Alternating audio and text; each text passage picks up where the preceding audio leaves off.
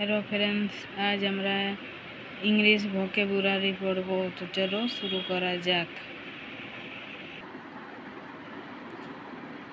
শুরু করা যাক। প্রথমে আছে সামার, SUMMER, সামার মানে গ্রীষ্মকাল।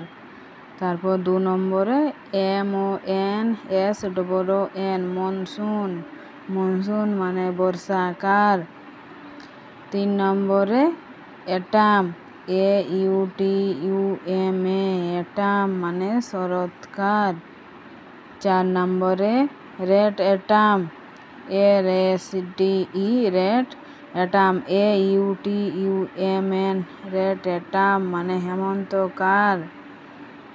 তারপর আছে 5 নম্বরে উইন্টার, WINTER, উইন্টার মানে শীতকাল।